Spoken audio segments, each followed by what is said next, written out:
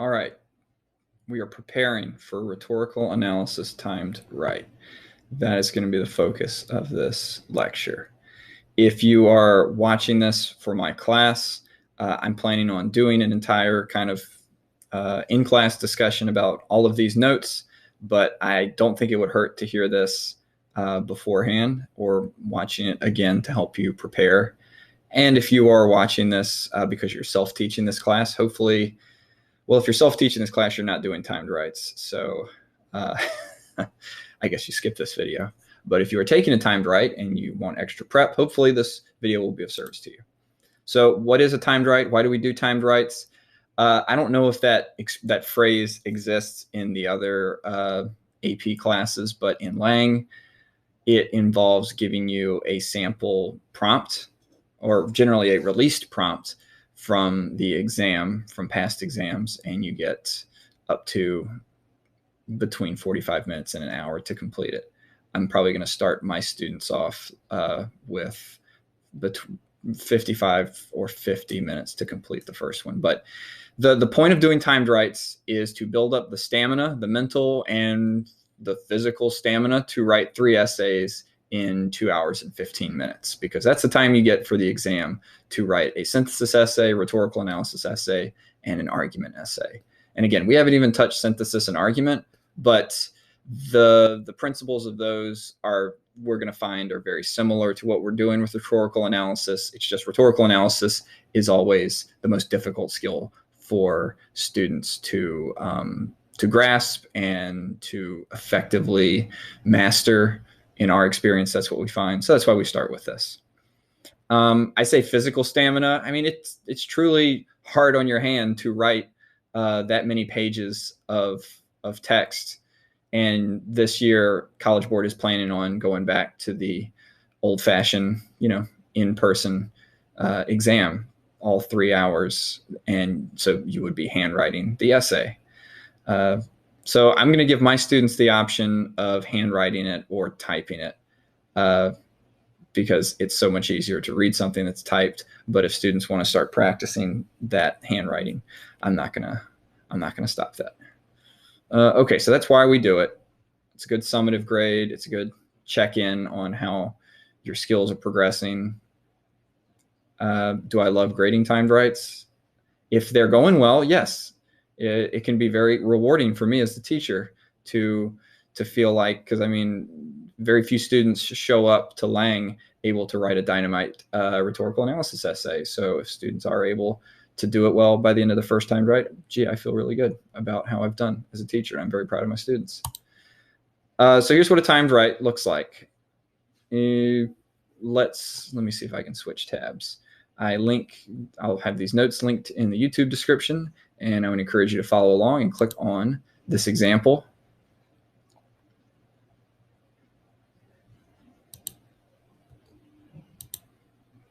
I don't think I can switch tabs.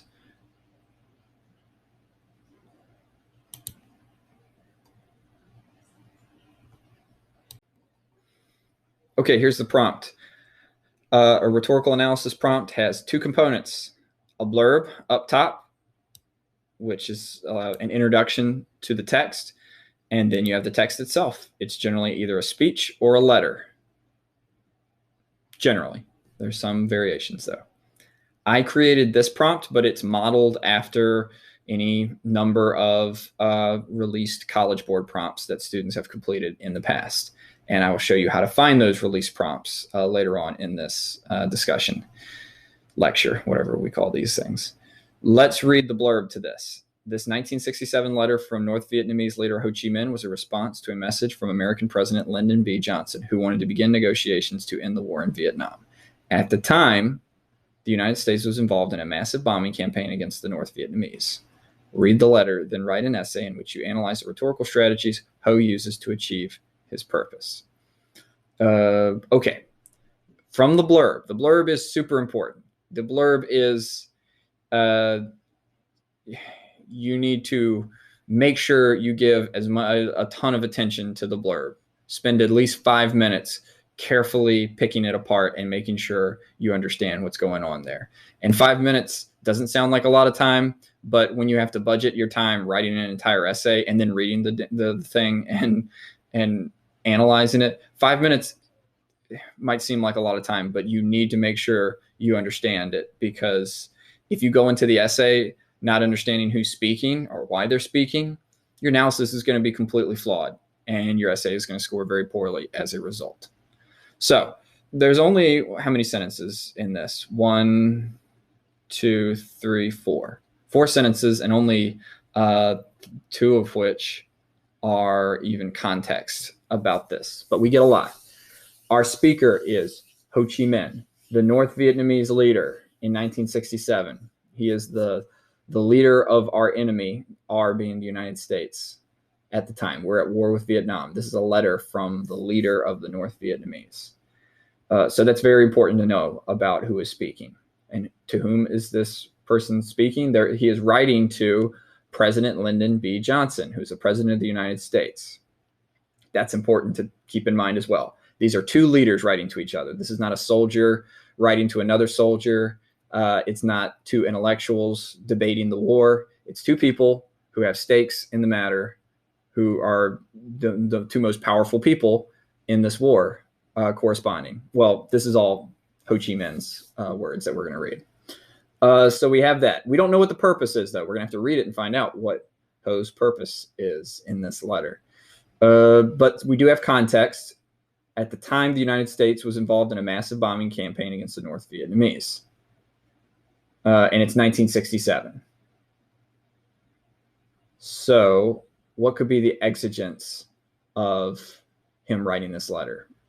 We don't really know exactly why he's writing this, why he's been compelled to write it. But that is going to be answered immediately when you start reading the actual text of it. So with that said, I'd like you to pause the video and read this. And it shouldn't take you longer than a couple minutes to read. And then come back and we will finish talking about the rhetorical situation. All right, so you gave yourself a chance to read it. And after reading it, you understand now that the reason Ho is responding to Lyndon Johnson, he's responding to a message where President Johnson was seeking a path for peace and wants to try to find an end to the war. And Ho Chi Minh's purpose, as you're going to see in this, is to, you could define it in a number of ways, but when I write my essay that I'm going to show you, I defined it as establishing a path for peace. This letter is explaining how peace can be achieved and convincing him this is the only way peace can be achieved in this war in Vietnam. Okay, so we've established the rhetorical situation. Now we need to figure out the choices. Okay, so I've already gone over the blurb. We understand who the speaker is. We understand how important the audience is. We know what the context is, and we understand who's compelled it. Most prompts now will not identify the purpose for you. Like I said, you have to determine it as you read it. And as long as you can define it, your verbiage may differ from other people, but as long as you kind of can pick up on, as long as it is rhetorical in nature, meaning it's trying to convince the audience of something, to change their views or to agree with the speaker in some way about something, you're on the right track. I say that, but I don't want to be too general. Okay, so the next thing you do, you read and annotate the text. And if you're doing this in the classroom, I encourage students to write on it. I always go to the trouble of making copies that students can write on, because on test day, you get to write on it, and you should practice it as closely as you can to test day. For my own students, I'm not going to be able to provide them for this first time right with a physical copy of it. And I'm not going to expect them to print it out and write on it. That seems like it's an equity issue.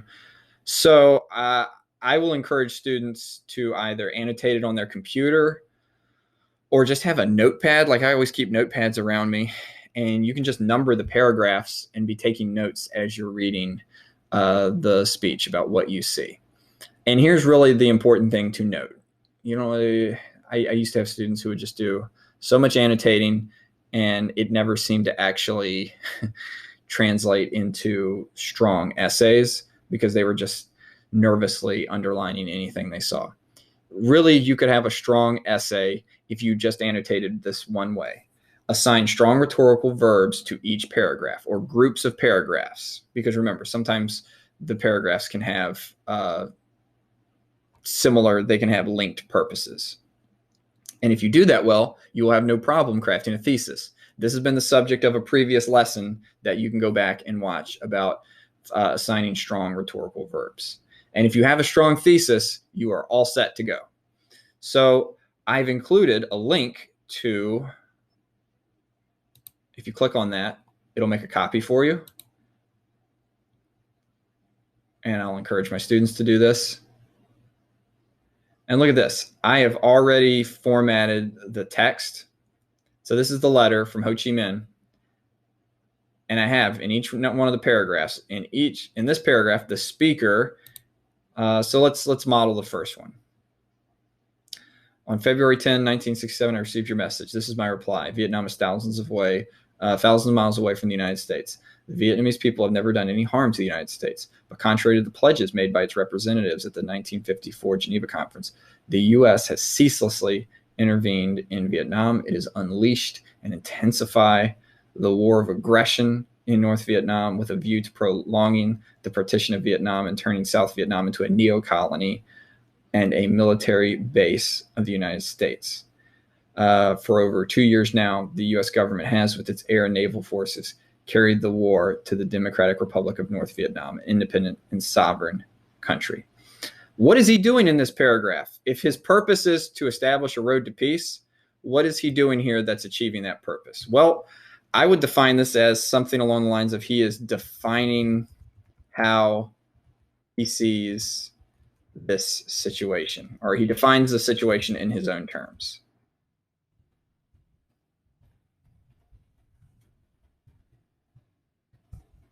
And this is a choice. And then watch this. Let's do the next one together too. He's going to shift gears with the next paragraph. The whole purpose of this next paragraph is completely different from the next one. The U.S. government has committed war crimes, crimes against peace and against mankind. Notice this. That is a claim. That is a topic sentence right there. And watch how he's going to provide evidence to support that claim. In South Vietnam, 500,000 U.S. and satellite troops have resorted to the most inhuman weapons and barbarous methods of warfare, such as napalm, toxic chemicals, and gases to massacre our compatriots, destroy crops, and raze villages to the ground. Boom, tons of evidence. In North Vietnam, thousands of U.S. aircrafts have dropped hundreds of thousands of tons of bombs, destroyed towns, villages, factories, schools. I'm sorry, it was inappropriate of me to say boom for that. Pardon that. In your message, you apparently deplore the sufferings and destructions in Vietnam. May I ask you, who has perpetrated these monstrous crimes? It is the United States and the satellite troops. The U.S. government is entirely responsible for the extremely serious situation in Vietnam. So in this paragraph, he has moved from broadly defining the situation in his own terms or from his perspective. He is now let's say illustrating let's call them atrocities committed by the United States. And we're siding with Ho Chi Minh in this letter. We're not making this some sort of political debate. I mean, obviously, you might be watching this and come from a family with Vietnam veterans, as in like American troops who fought there. And I'm not meaning this to denigrate anything they did or to re-legislate the Vietnam War, but we're just like with the last video with the survey or the petition, we're doing this rhetorically and analyzing the language choices. We're not debating the politics of this. Just FYI, stay out of my comments about that. Okay, he's illustrating the atrocities committed by the United States. So do you see what I'm doing here? Defines, illustrates. And for both of these, I could explain how doing this is achieving his purpose of establishing a road to peace for Johnson.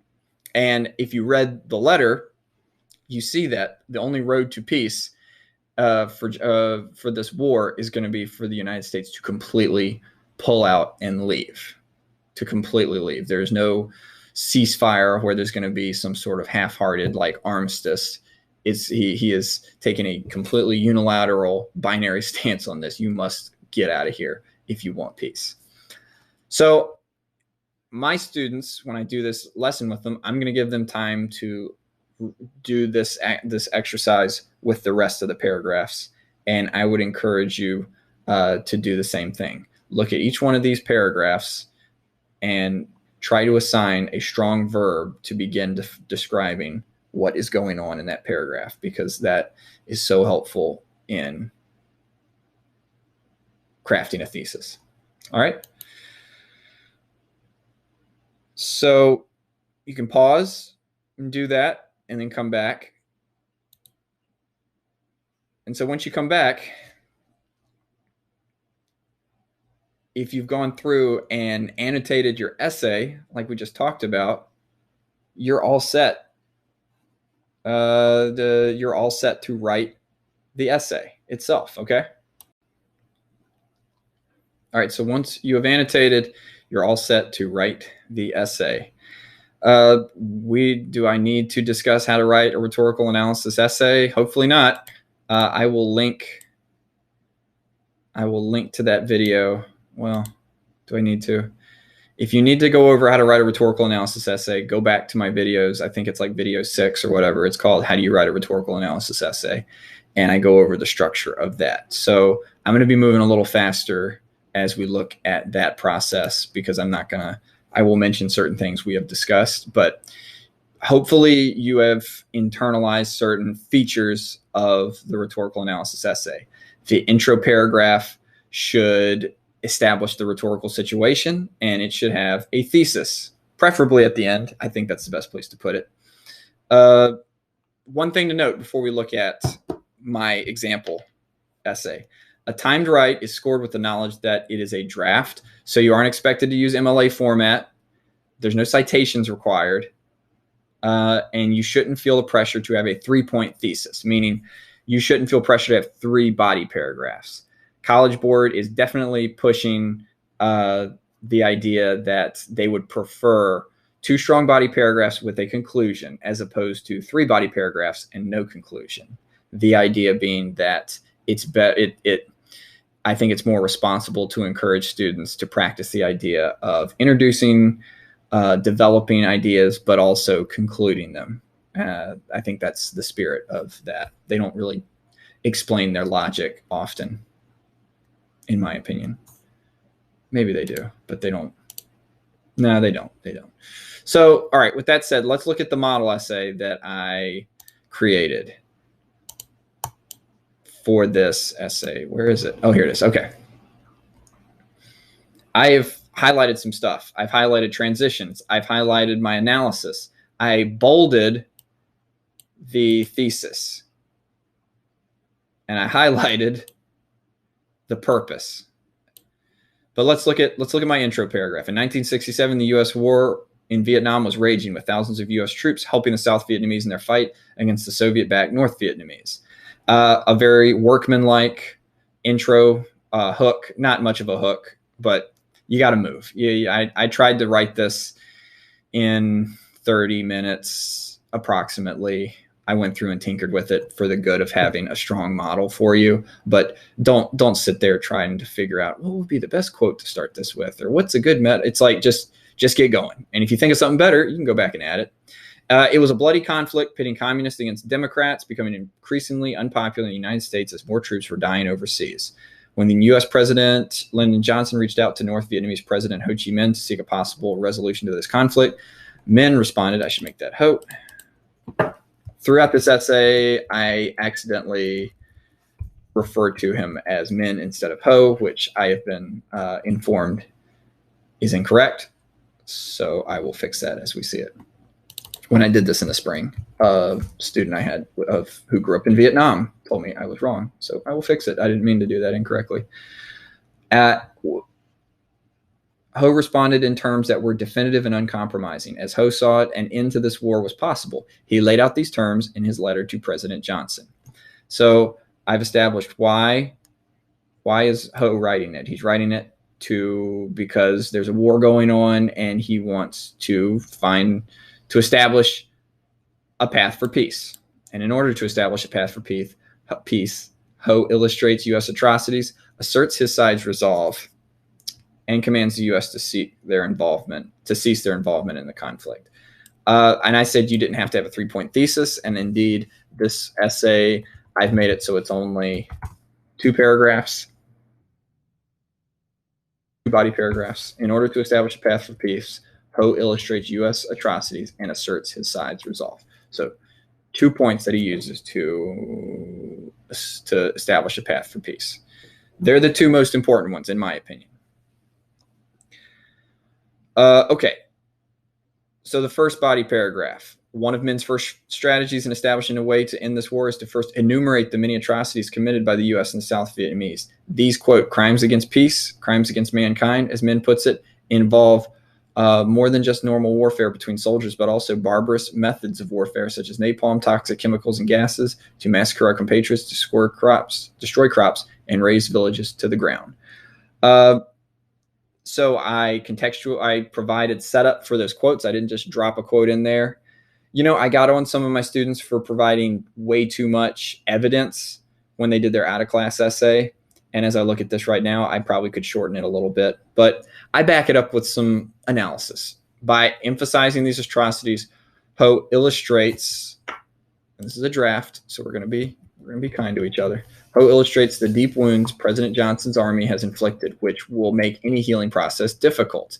I'm acknowledging how it starts to affect the president. These events act as an appeal to logic to the president. If his army has done so many terrible things to a country, can it really expect an easy path to peace?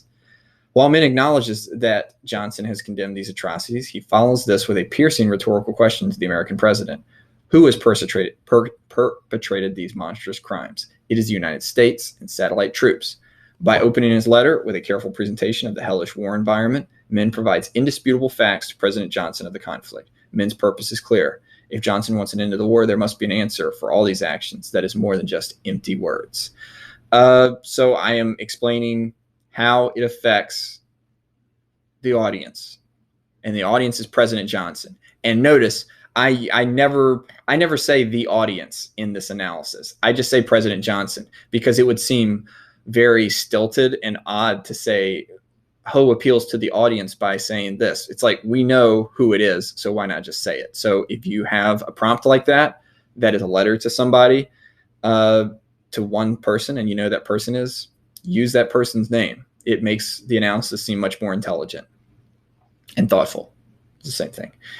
Okay, after establishing the nightmarish actions his side has endured. So a meaningful transition, and I'm going to make this even more meaningful because, and we'll talk about this in a minute about sophistication, but a big part of a good timed right that earns full credit is explaining how these choices work together to achieve their purpose. So he has explained all these hellish things that have happened in Vietnam on account of the United States. After establishing that, Min asserts the resolve of his people. Despite the bombings and razings of villages, his people have, quote, risen up, united as one man, fearless of sacrifices and hardships, end quote. As a leader representing the interests of the people, Min strikes a defiant tone against the alleged war crimes of the United States. This bold tone makes sure that President Johnson understands that the North Vietnamese will endure any amount of hardships in these fights against the U.S. and the South, and any path to peace involving war will not be successful. Not only does Min assert his side's resolve, he also points out that there's support from, quote, broad sections of the American people. This harsh reminder to President Johnson of the war's unpopularity in the U.S. only further achieves Min's purpose. If the U.S. wants peace, it can only be achieved through an end to the bombings and violence, not through an escalation. Min has already carefully presented all the ways the United States has harmed the North Vietnamese, and he now follows this with a defiant response to Johnson that his best efforts did not succeed. So again, talking about how it this appeals to Johnson and is going to convince him that there's no way to achieve peace except through Ho's terms. And I got to go through here and fix all these.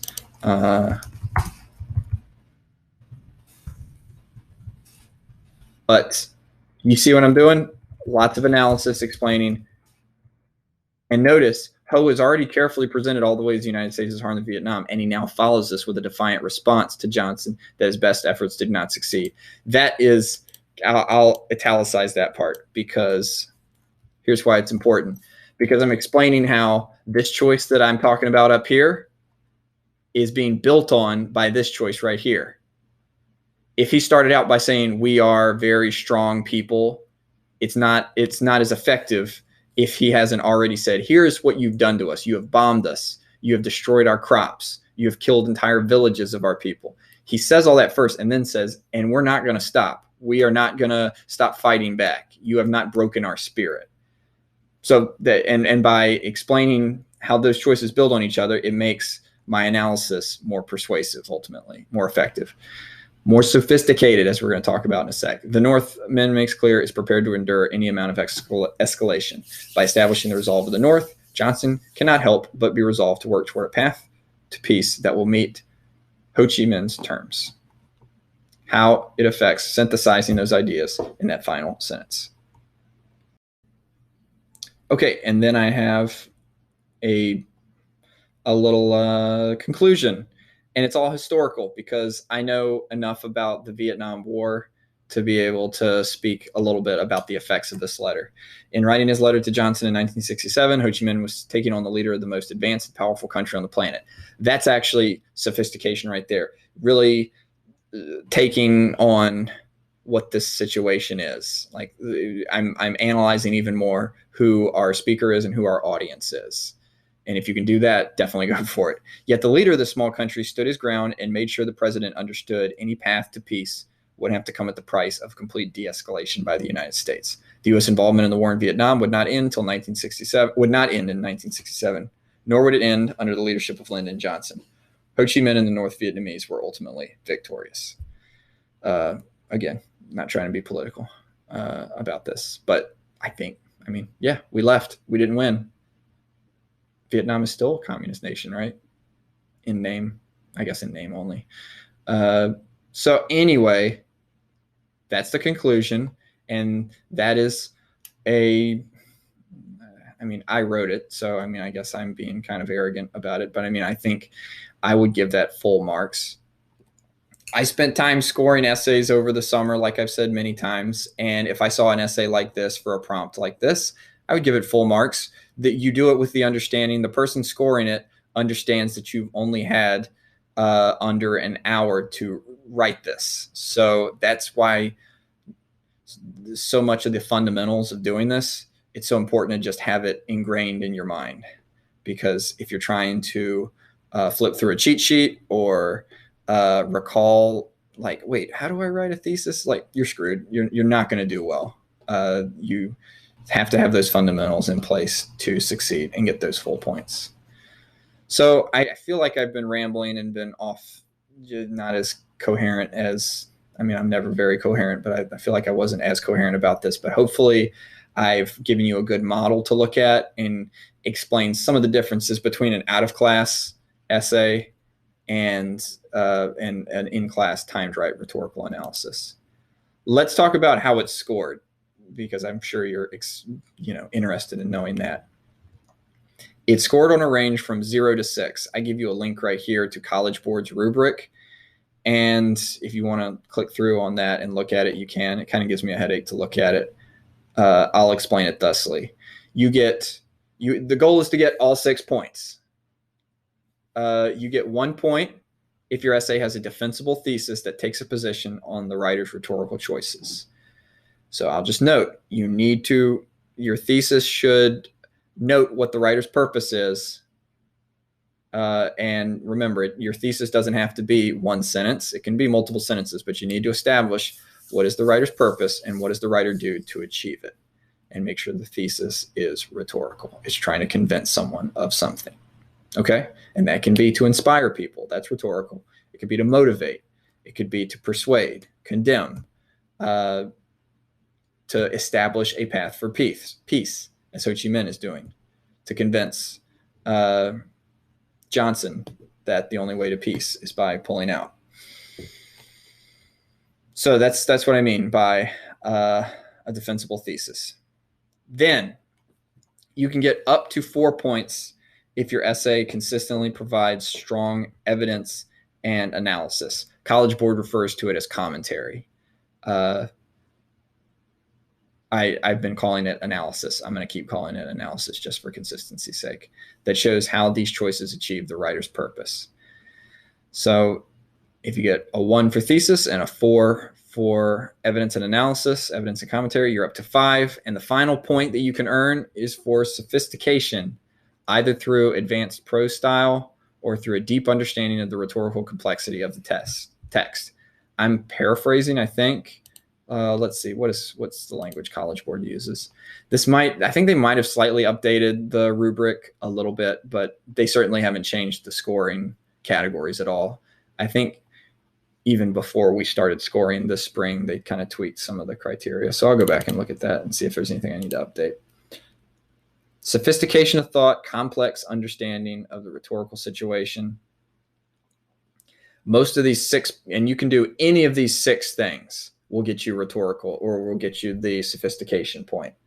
But notice that the majority of them have to do with having a deep understanding of what's going on with the text and explaining that and using it to craft very effective analysis. This final one, a prose style that's especially vivid, persuasive, convincing, or appropriate to the student's argument.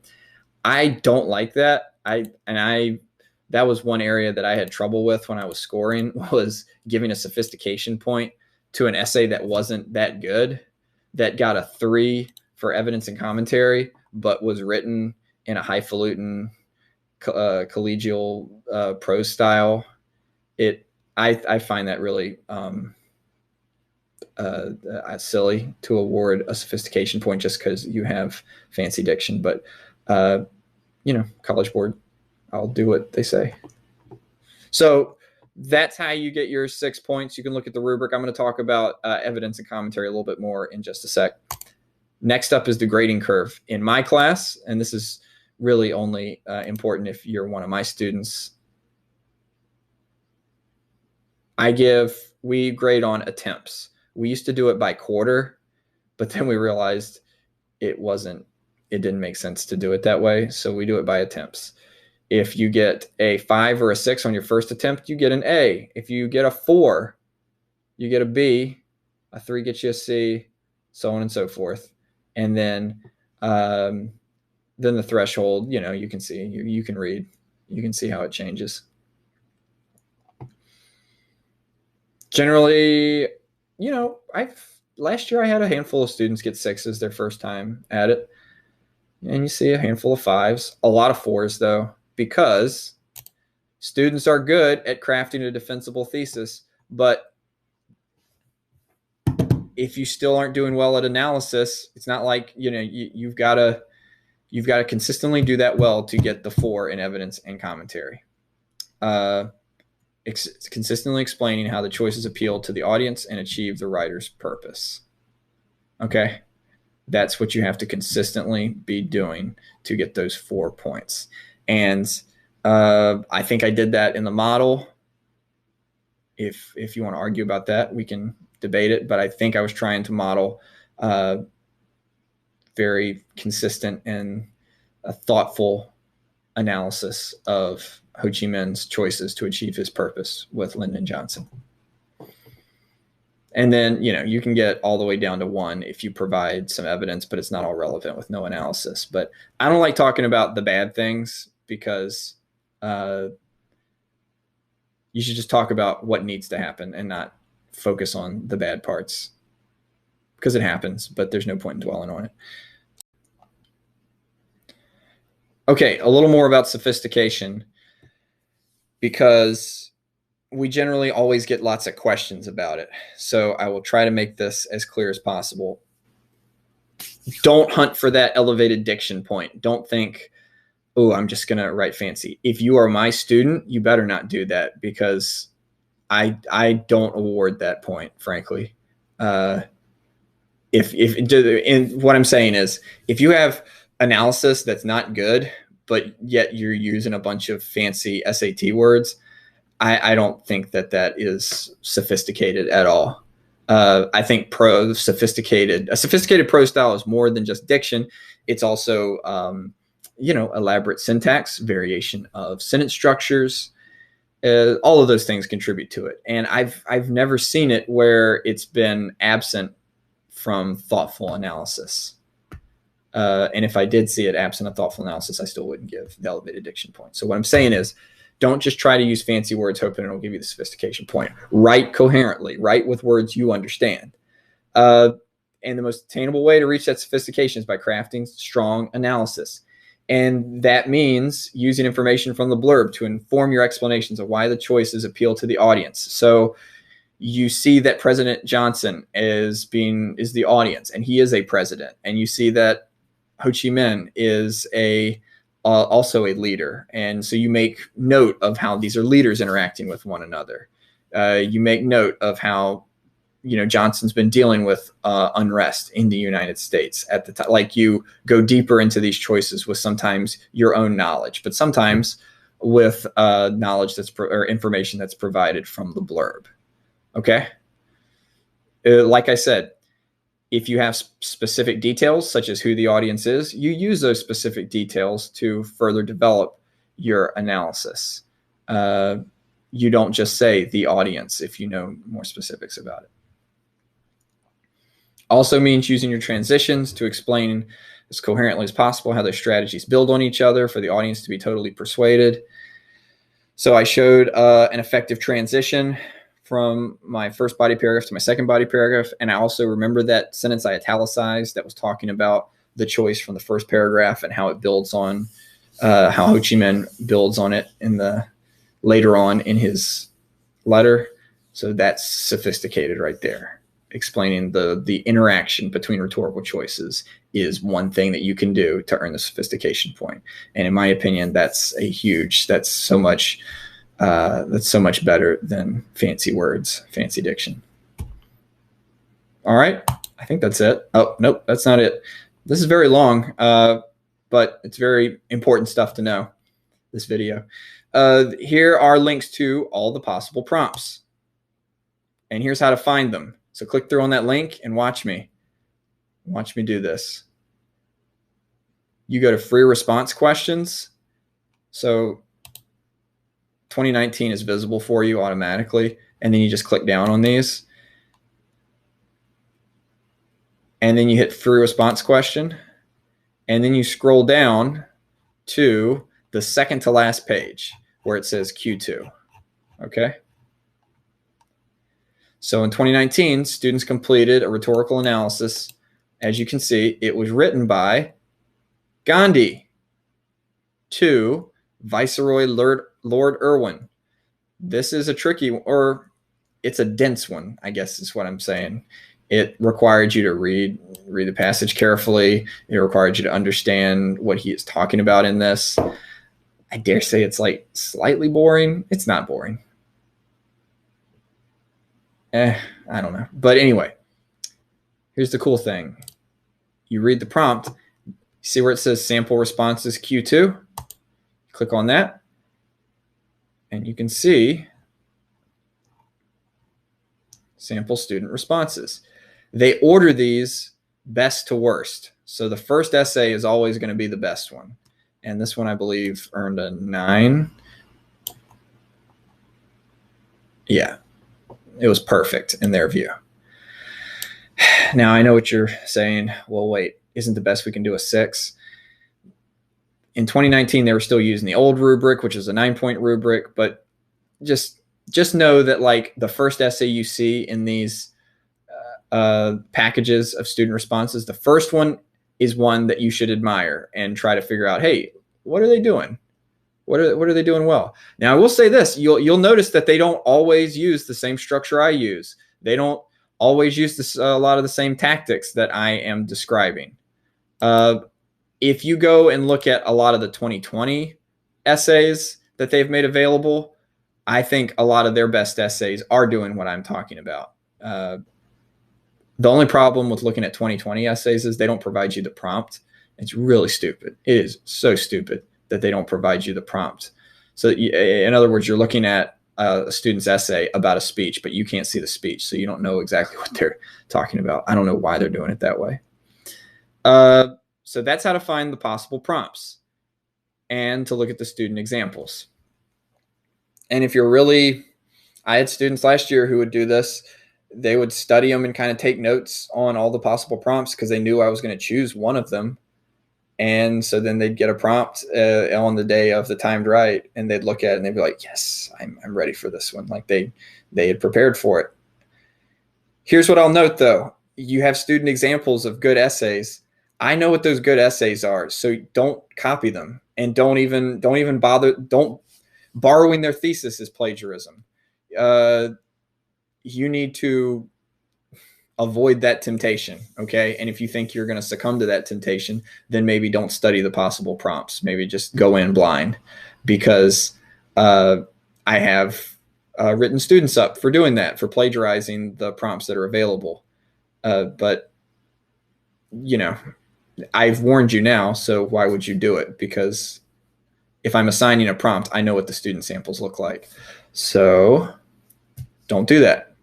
And that's the thing. There's such a variety of ways to attack a prompt and analyze it that you don't assume that like that one student's way of doing it is the only way to do it. It's far from that. There's so many different ways of analyzing these prompts and different choices you can identify. All right.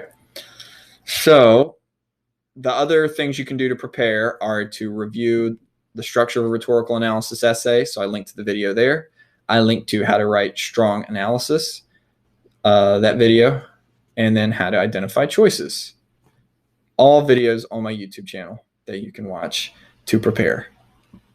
The final thing is to look over instructor feedback from your prior work. And I guess ask questions, should you have them, to your instructor the days before the timed write. All right. And you know what? I'll add one final thing.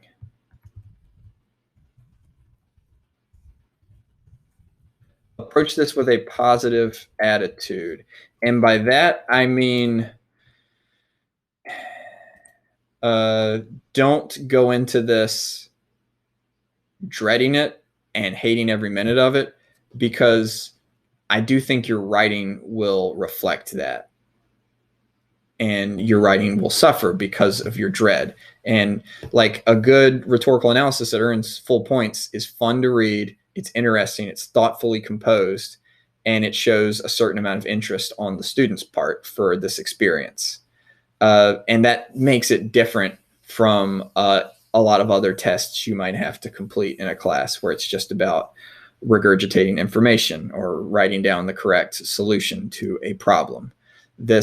There is creativity involved in this. There is a certain amount of your own personality that gets put into this. So if you go into this with a negative, defeated attitude, or just antagonistic attitude, I don't think you're setting yourself up for success. There's some students who maybe that works for them, but I don't want to encourage that. I think if you go into it positively, what could it hurt, right? You might, I'm pretty sure you'll do better if you look into it that way. Okay, long video, but hopefully this has helped you feel a little more prepared for the essay.